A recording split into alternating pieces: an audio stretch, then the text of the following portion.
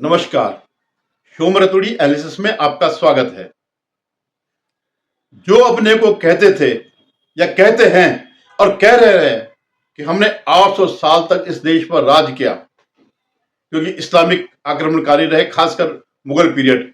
सल्तनत पीरियड तो थोड़ा थोड़ा साल रहा, लेकिन करीबन 250 साल मुगलों का यहां पर राज रहे। वो आज भी, जो कि इनमें से एक भी वहां का नहीं है, मुगलों का वंशज नहीं है, लेकिन क्योंकि इन्होंने इस्लाम ग्रहण कर लिया, हालांकि ये लोग सब हरम वरम और तलवार के डर से और पैसे के डर से जो है ये कन्वर्टेड है। उन कन्वर्टेड को आज जो है जिस इस्लाम की बात करते हैं, उसके जो ओरिजिनल है सऊदी अरब, जो मक्का मदीना जहां पर है, जहां मोहम्मद साहब ने जो है ये जब स्थापित किया, या जहां पर ये इनका धार्मिक, सबसे बड़ा धार्मिक स्थल है, उस सऊदी अरब के सरकार ने, उसके शहजादे ने इन मुसलमानों को जो कन्वर्टेड है, पाकिस्तान, बांग्लादेश और भारत, इनके वीजा पर रोक लगा दी। क्यों? क्योंकि ये जो है वहां पर जाते हैं, चोरी चकारी करते हैं, वही अवैध रूप से रह जाते हैं और उनके लिए समस्या पैदा करते हैं। क्योंकि जितने भी कन्वर्टेड है ये हर जगह समस्या पैदा करते हैं। ये भारत में भी करते हैं और विदेशों में जाकर के भी करते हैं। आप इनको लंदन में देखिएगा, यही पाकिस्तान के कन्वर्टेड जो हिंदू से मुसलमान बन गए, वो उनके लिए वो समस्या पैदा हो गई और वहां पर क्या कर रहे हैं, लड़कियों के साथ बलात्कार कर रहे हैं। तो ये जो बड़े घमंड से जो कहते हैं कि अरे हमने तो 800 साल राज किया और आज पंचर लगा रहे हैं।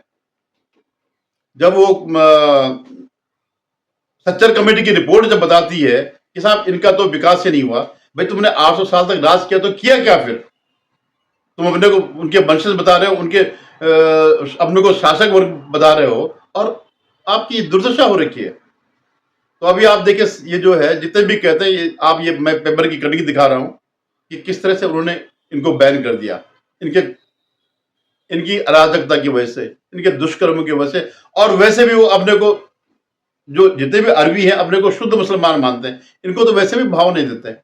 जितने भी ये इन कंट्रीज में जाते हैं, वेस्ट एशिया में जाते हैं, गल्फ कंट्रीज में जाते हैं, ये कोई वहां बड़े बड़े उसमें नहीं जाते हैं, झाड़ू मारने जाते हैं, टॉयलेट साफ करने जाते हैं, एज ए मजदूर जाते हैं, फिटर जाते हैं। आप इनको कहीं पर भी किसी प्रतिष्ठित उसमें नहीं पाएंगे, किसी प्रतिष्ठित स्थान पर नहीं पाएंगे। छोटे छोटे काम करने के लिए ही वो इनको अपने पास बुलाते हैं। और जब इनका वो ज्यादा हो गया, जब इनकी अपनी असली औकात पर आ गए, तो फिर भगा भी देते हैं। कई बार जो है दुबई से जो है इन लोगों को उठा करके वापस इनको देश को भेज देते हैं। और इनके अब जो है, इनके जो पासपोर्ट है उन पे भी जो है इनकी कैटेगरी भी नीचे कर दी है, डाउन कर दी कि भाई ये लोग आएंगे तो जरा सतर्कता देखिएगा।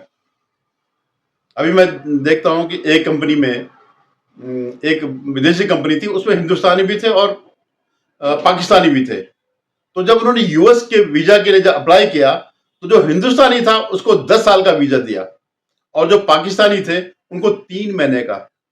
और ये कहते हम तो साहब मुगलों के वंशज है और हमने 800 साल राज किया, और तुम्हारी हैसियत ये है दुनिया में कि 3 महीने का मुश्किल से, जबकि वो कंपनी मल्टीनेशनल कंपनी थी, फिर भी 3 महीने से ज्यादा वो नहीं दिया, और हिंदू को जो है 10 साल का दिया। तो ये जो बड़ी यहाँ पे डींग हाँकते हैं, ये जो वामपंथी वो है, जो इनको फूक में चढ़ाते हैं, जो इनको जो है कहते हैं अरे भाई तुम तो ये है, उनके लिए जिन्होंने वामपंथियों ने पूरा इस्लामीकरण के लिए तैयारी करी, और इन लोगों को बढ़ावा देते हैं। क्योंकि होता क्या है, ये तो अनपढ़ ही है, ज्यादातर अनपढ़ ही है, तो उनको कुछ भी बोल दो, हिंदुओं के खिलाफ बोल दो, या ऐसा बोल दो कि तुम्हारे साथ ये हो रहा है, तो एक नंबर वो जो है उन पर आग लग जाती है, उसी से सड़कों में आ जाते हैं, दंगे करने के लिए आ जाते हैं।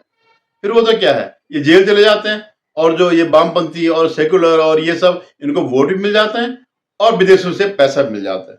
क्योंकि ये बहुत बड़ा फंडिंग होती है इस सब चीज के लिए। आपको पता ही होगा, पहले सोरोस था, यूएस एड में जो है जितने भी वामपंथी थे अमेरिका में, ओबामा, हेनरी क्लिंटन, इन सब का गैंग था। तो वो भी जो है यही सब करते थे। तो यहाँ पे ज्यादा डींग न हाँके, संभल के रहे, सभ्यता से रहे, इनके लिए एक यही वो है। धन्यवाद।